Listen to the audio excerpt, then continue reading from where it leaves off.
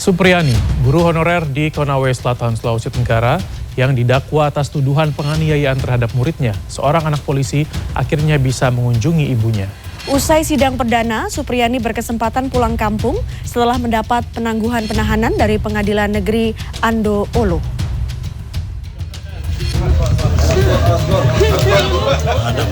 Tidak pernah. Supriyani, guru honorer di SD Negeri 4 Baito yang didakwa atas tuduhan penganiayaan terhadap muridnya, akhirnya bisa kembali ke rumahnya di Desa Wonua Raya, Kecamatan Baito, Konawe Selatan, Sulawesi Tenggara. Meski kini sudah berstatus terdakwa, Ibu Guru Supriyani diizinkan mengunjungi rumahnya setelah mendapat penangguhan penahanan dari Pengadilan Negeri Ando Olo. Tim pengacara Supriyani menempatkannya di sebuah rumah aman. Pada Kamis petang, usai menjalani sidang perdana, ia diberi kesempatan menjenguk ibunya dan melihat rumahnya. Di rumah ibunya ini, Supriyani menitipkan kedua anaknya selama ia menjalani masa penahanan di Lapas Perempuan dan Anak kelas 3 Kota Kendari. Sang ibunda, Kamsilah, berharap Supriyani segera terbebas dari segala jerat hukum yang membelit anaknya itu. Semoga tuntas, belakangnya tidak ada apa-apa. Minta dibebaskan ya, Bu? Iya, semoga dibebaskan selamanya. Usai bertemu ibu, suami, dan anak-anaknya, Supriyani juga kembali ke rumahnya. Rumah Supriyani berjarak sekitar 1 km dari rumah ibunya.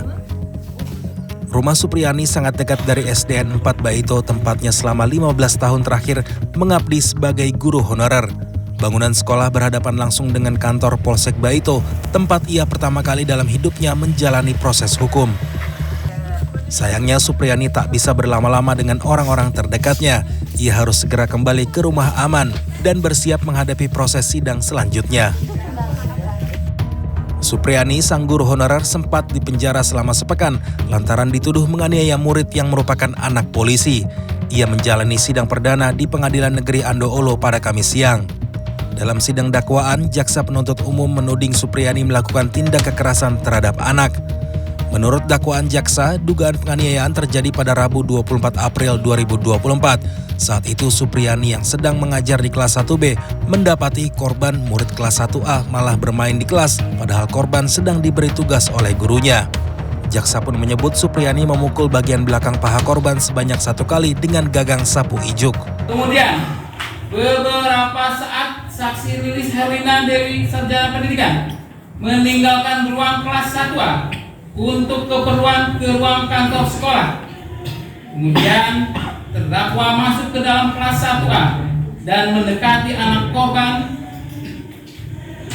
yang sedang bermain-main di kelas serta tidak fokus dengan kegiatan menulis, sehingga terdakwa langsung memukul anak korban sebanyak 1 kali di bagian kedua paha belakang anak korban.